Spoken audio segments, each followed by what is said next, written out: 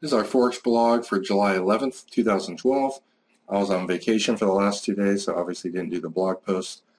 We have blog videos on our YouTube channel that go back a year and a half, so you can see how our tools work over the last year and a half and see how they've evolved if you want to watch all those videos. It's hundreds of hours of video. Anyway, we use our currency meter to find which currencies are strong and which are weak, and we buy the strong one versus the weak and sell the weakest versus the strong. The real-time trend is on the top in histogram form. It's made up of 5 of our best statistical tools we've come up with over the last 6 years. 3 of them measure the direction, up or down, the yen is going versus a certain percentage of other currencies. And the other 2 measure the intensity of that trend. So if it's going down and it's at and above the dotted white 80 line, it's extremely weak. Underneath that we have the 15-minute trend, hourly trend, daily, weekly, monthly. But sometimes you have all the trends line up, like in the Swiss. The daily, weekly, monthly trends down. Most of the momentum today was to the downside. The 15 and hourly trend for the most part is down most of the day. This is a currency that's extremely weak. The Australian dollar here, you can see on the other side of the coin, is up against all the rest of them on pretty much all time frames. So the Australian is the strongest, without a doubt. There's nothing that's as dark green as this one. And you'd want to trade it against the weakest one, which today is the Swiss. I don't typically run the Australian Swiss, so I will avoid this one today. You can see a little bit later in the day the dollar became strong, the weekly monthly trends up. And anytime you see a lot of strength fall by less weakness like that and the majority of trends are up, you can assume that more than likely the trend's going to resume. So the US dollar here, this is actually around 130 here. Try to find a currency that is extremely weak, maybe the euro at the time. So 130, you could be looking for euro dollar sales. Typically I do my blog a little bit earlier than this, but you can see coming up right before 2 o'clock, this currency was likely to go down. We have a bunch of our FX trade signals giving sell signals, and typically when you get a sell signal like this, you either go short when it goes 1 or 2 pips underneath that bar's low, or you can wait for the trailing stop to get triggered and then go short, or what I usually do myself is draw a trend line underneath the bars, and when the trend line's broken, then get a short. So the short would be right here around 68, stop is right up here, you're risking 10 pips, and you can see in this instance it falls from around 68, the trailing stop gets you out down here at 23.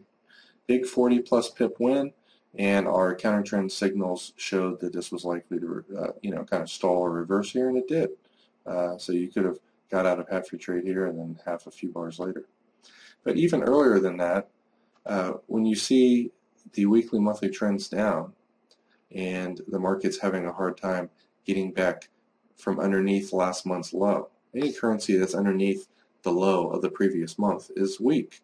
This one came up, tried to get above there, pulled back, came up again, was not able to break through the previous highs, and it had half the momentum. This is an amazing counter trend trade here. You can take our signals, but we really advise people to learn how to trade, how to read charts, how to learn support resistance areas. And when you see major resistance area like the previous month's low, coming up to it from underneath it, it's resistance. If price was above there and the price came down 20 to 40 pips and hit it, it would be support. They're likely to be buying there. And anytime you can get a double top with very clear divergence like this, it's a no-brainer trade. Because the weekly and monthly trend's down, this little pullback right here is not really likely to work. It might find support at the previous week's low right here. It was stuck in between them pretty much all day, as you can see. And then once it finally broke down and made a lower low, which, by the way, if you learn how Fibonacci analysis works, you can pretty much most of the time predict where the market's going to stall at. Went right to the 1.382 fib target. It was extremely weak at the time, so you wouldn't necessarily want to buy that, but it is a high probability place to exit a trend trade. And then usually somewhere between the 15-62% level is where the market reverses. So you wouldn't have taken this trade here. You might have taken this one and lost. You got short here with your stop above the weekly midpoint pivot there, or again, like I said, wait till the trailing stop gets triggered and then boom. One of the other tools we're about to release soon is our Fisher Oscillator, and it lets you wait for a statistical likely reversal area before you get back on to the trend. So this basically, I was considering releasing a super oscillator, but I'm going to release this one first and work on my other ideas over the next coming months. But basically, anytime the market's at or below the lower dotted line, the market's oversold and possibly likely to reverse up. And when it hits the upper areas, it's more likely to potentially reverse and come down, especially when it's over it. So as you can see, using this, scroll back here, this was the beginning of a possible reversal. But given how weak it was and how little the strength is right now, if you want to look for and go short right here when this flipped, you could do so. Put your stop right above the bar's high and keep moving it down above each bar's high. So if you had gotten short somewhere around 45, it looks like the trade's not going to work. You'd move your stop down a little bit, you lose 5 or 6 pips there. Alright, you might decide again to go short there. Put your stop above the high, you lose again. Again, it's flipped down, which means if it goes below this bar's low, you go short at 22.68. Alright, and then it flipped, and so getting it a little bit early like that made you another about 8 or 9 pips, which got rid of the loss from one of these. So you have one 8 or 9 pip loss. You already got that other one back, and as this goes down, you've gotten back all the other loss, and you're probably up 35, 40 pips for the day for those currencies. I mean, for those trades that you took.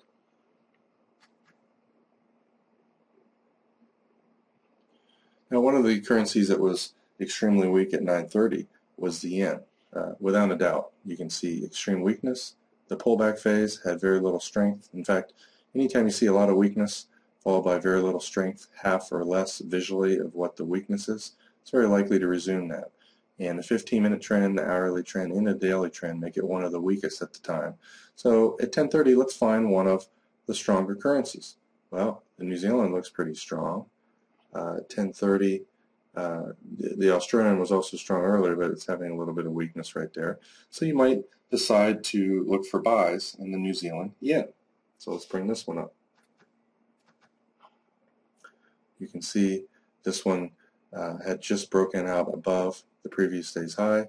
This is a Fibonacci retracement area. I do about 30 or 40 minutes a night analyzing all of the currencies' Fibonacci areas, Fibonacci retracements, and Fibonacci profit targets. The light gray ones are Fibonacci retracements. This is a major resistance area. There's an area where there's likely to be selling, and it's near our upper containment bands, which typically reverse price. So unfortunately, you have trades that appear high probability, but if they are right in front of a major seller area, that automatically makes them lower probability. So you got that pullback trade right here with the buy signal.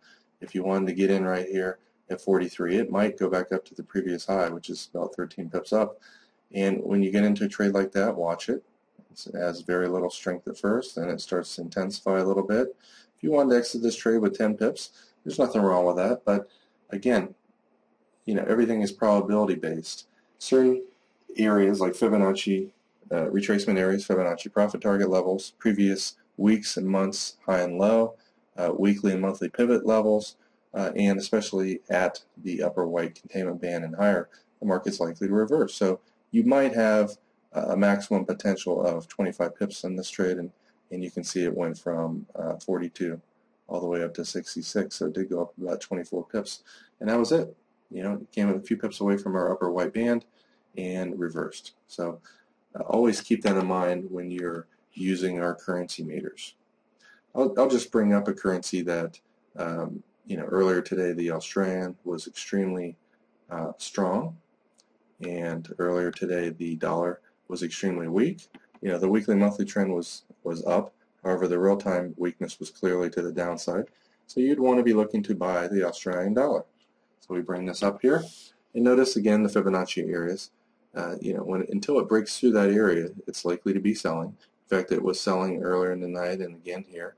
And once it broke through the high, this pullback trade right here was a pretty high probability. It went up. Pullback buy signal here and here went up. Counter trend signals are starting to give, probability that it's gone up too much and it's likely to reverse, and it went right to my Fibonacci profit target levels, which are the dark gray. And this is a perfect example of a currency that you might, once it's made a big move up and it's at a reversal area, you add the Fisher Oscillator, which I think I'm deciding that I'm going to release probably this week or later this week. When it pulls back enough, pulls back, comes up, pulls back again, and it's down here near the lower area, especially when you make a lower low with a slightly higher reading. This is called divergence. Lower low than this, higher high, or higher low than this. That's a very high probability reversal. In fact, you have the exact opposite right here. A high, higher high, high on this reading, a lower high. It's a phenomenal reversal area, and you can see it led to a nice 25 pip move up and then a 25 pip move down. You will frequently see this over and over again when you get access to this tool.